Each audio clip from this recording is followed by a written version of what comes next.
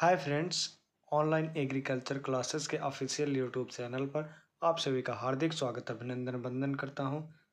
अभी आप देख रहे हैं थंबनेल देखकर आइडिया तो आपको डिक्लेयर हो गया। काशी हिंदू यूनिवर्सिटी बनारस हिंदू विश्वविद्यालय में आपकी काउंसलिंग प्रक्रिया जारी होने वाली है। ये लगभग आपको काउंसलिंग लेटर कब आएगा, लगभग आपको 5 दिसंबर तक आपका 2 दिन बाद काउंसलिंग लेटर आना स्टार्ट हो जाएगा सबका। सब्जेक्ट वाइज आप अपने अकॉर्डिंग देख लीजिएगा। आप इसको ऑफिशियल वेबसाइट डिस्क्रिप्शन बॉक्स में आपको लिंक मिल जाएगा, उसको चेकअप करते रहिएगा और किस माध्यम से आपको चेक करना है। और इसमें 2021 की जो काउंसलिंग होने वाली है ये ऑनलाइन होगी या ऑफलाइन होगी, इस पर भी हम लोग चर्चा करेंगे। और डॉक्यूमेंट कैसे अपलोड होगा, यदि आपका एग्ज़ाम ऑनलाइन होगा तो डॉक्यूमेंट कैसे अपलोड होगा, और इसमें मेजर मुख्य कौन कौन से डॉक्यूमेंट्स इसमें लगना है या लगेगा, तो इस बात पर हम लोग चर्चा करने वाले हैं। सर्वप्रथम आपका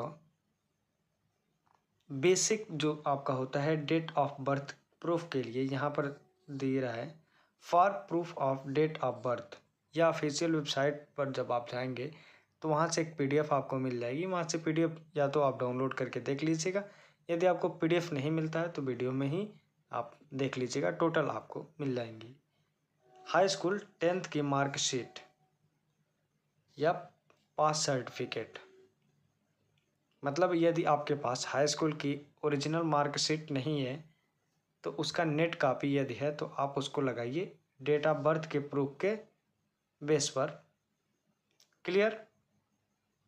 फिर आपका एक प्रमाण पत्र आपका कंफर्म हो गया, हाई स्कूल की मार्कशीट। सेकेंड आपका है इंटरमीडिएट 12th की मार्कशीट होना अनिवार्य है। क्लियर।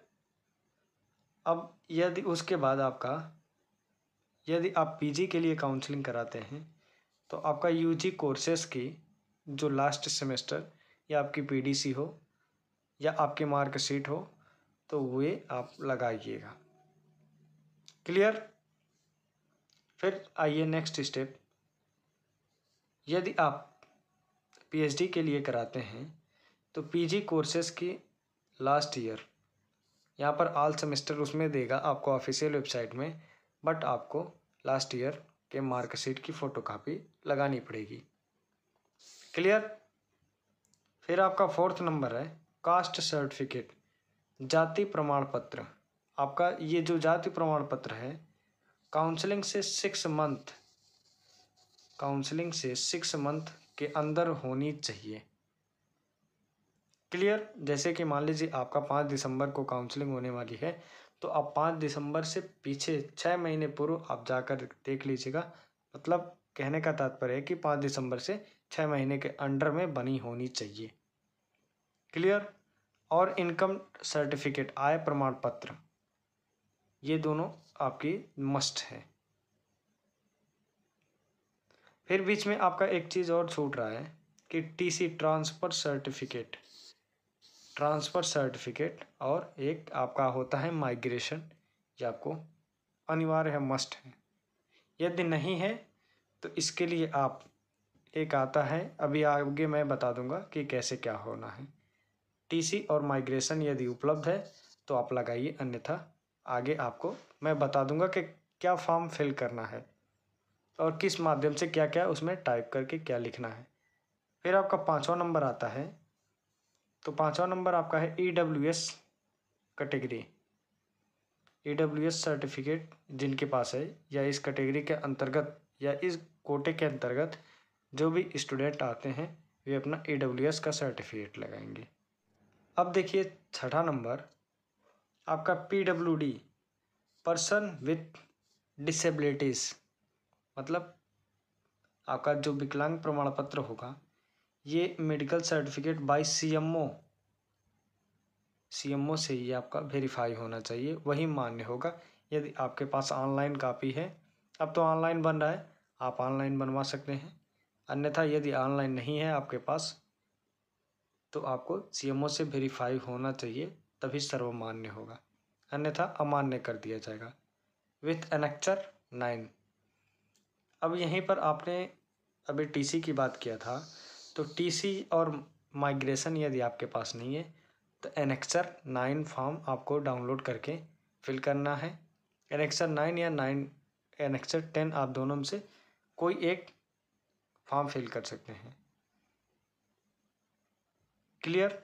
और उसमें आपका दिया होगा नाम, उसको डाउनलोड करना पड़ेगा। डाउनलोड करने के बाद प्रिंट निकलवाना पड़ेगा, फिर उसको फिल करना होगा अपने हैंड राइटिंग में, उसके बाद फिर अपलोड करना होगा ऑनलाइन। और जो काउंसलिंग होने वाली है, पिछले साल आपका ऑनलाइन ऑफलाइन दोनों मोड में हुआ था। इस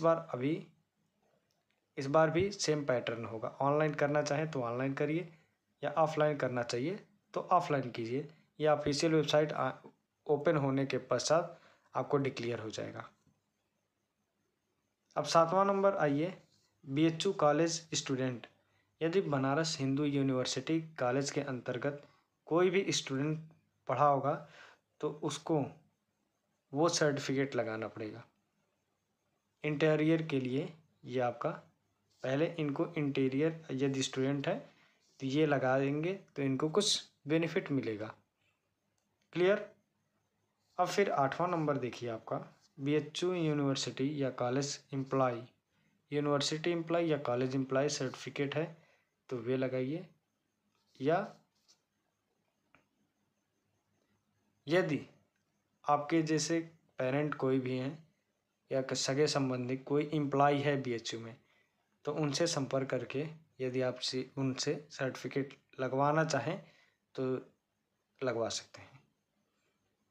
फिर लास्ट में दे रहा है, यदि आप ऑनलाइन फॉर्म फिल करते हैं तो आपको annexure 10 declaration for online counselling. जब आप ऑनलाइन काउंसलिंग इसको प्रोसेस को आगे बढ़ाना चाहते हैं तो आपको एनेक्सर 10 फॉर्म डाउनलोड करना पड़ेगा, फिर प्रिंट निकलवाना पड़ेगा।